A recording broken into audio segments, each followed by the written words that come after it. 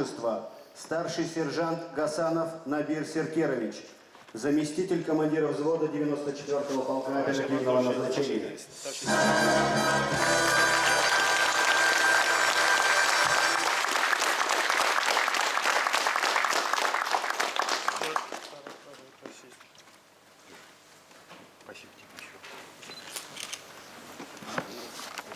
Никто не обижается. Вот у нас первый наш военнослужащий, старший Гасанов. По большому счету я приехал из-за него. Хотел пожать ему мужественную руку. Я помню этот случай, когда,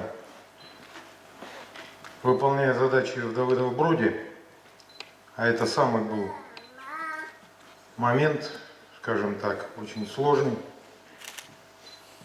когда прилетел снаряд,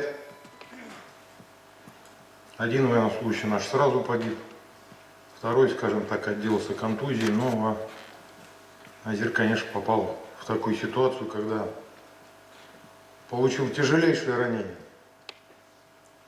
И благодаря его мужским качествам, благодаря его мужеству, не просто выжил, а находится с нами в строю.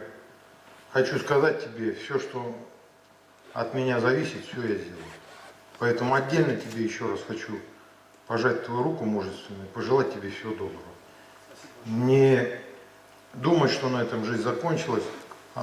Всевышний сказал тебе живи. Поэтому будь здоров, спасибо тебе еще раз.